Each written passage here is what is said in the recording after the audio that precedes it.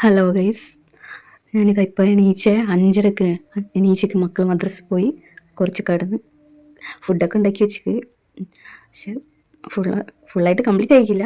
ഞാൻ കുറച്ച് ചായ കുടിക്കാൻ വേണ്ടി വിചാരിച്ച് കുറച്ച് രാവിലെ പാൽ ചായ കിട്ടിയില്ലെങ്കിൽ ഒരു ഉഷാറില്ലാത്ത പോലെ അങ്ങനെ ഫുഡൊക്കെ റെഡിയായി. ഇടിയപ്പം പിള്ളേർ വരുന്നുണ്ട്, ഉമ്മാന്ന് വിളിക്കുന്നുണ്ട്.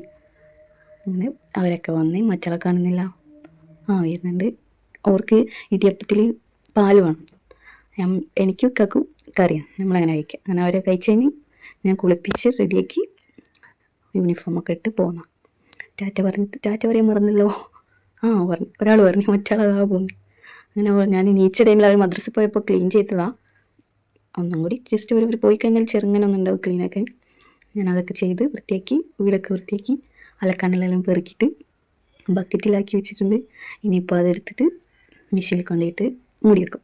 ഇനി അതിൻ്റെ ചോറ്റിന് വെള്ളം വെക്കും, അപ്പോഴേക്കും മെഷീൻ റെഡിയാവും. അങ്ങനെ മീനൊക്കെ മുറിച്ച് മീൻ കൊണ്ടുവന്നതിൽ ഒരു 5-6 കൊഞ്ചം കണ്ടിക്ക്. മോന് ഭയങ്കര ഇഷ്ടമാണ് കൊഞ്ചൻ. അപ്പോൾ ഞാനത് മോനിക്ക് ഫ്രൈ ആക്കാൻ മീൻ അങ്ങനെ കൂട്ടൂല.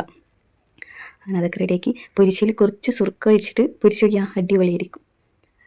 ഞാൻ കുഴച്ച് വെച്ച് ഒരു 5 മിനിറ്റ് അങ്ങനെ ഓട് വെച്ച് ഓയിൽ ഒഴിച്ച് ചൂടായപ്പോൾ കറിവേപ്പിലിട്ട് അങ്ങനെ 3 ഇല ഫ്രൈ ആക്കാൻ വെച്ച്. അങ്ങനെ വറവിന് തപ്പിയപ്പോൾ ഉരുളക്കിഴങ്ങും ക്യാരറ്റും കിട്ടി. അങ്ങനെ അതൊക്കെ റെഡിയാക്കി അതിൻ്റെ പാത്രം വെച്ച് കടു പൊട്ടിച്ച് അതൊക്കെ റെഡിയാക്കി. അപ്പോഴേക്കും അപ്പുറത്തുനിന്ന് പൊരിച്ചത് റെഡിയാകുന്നുണ്ട്. അങ്ങനെ ഇളക്കി കൊടുത്ത് മിക്സാക്കി കുറച്ച് മഞ്ഞൾപ്പൊടിയും ഉപ്പിട്ട് മൂടി വെക്കുക. ഒരു 10-20 മിനിറ്റ് കഴിഞ്ഞ് തുറന്ന് കയറി സാധനം റെഡിയായി. അങ്ങനെ പൊരിച്ചതും എല്ലാം റെഡിയായി. കൊഞ്ചം ഫ്രൈ ആക്കാൻ വെച്ച് അങ്ങനെ സിങ്കെല്ലാം തേച്ച് വൃത്തിയാക്കി. മീൻ മണക്കല്ലോ. അങ്ങനെ അടുക്കളൊക്കെ ക്ലീനാക്കി വെച്ച്.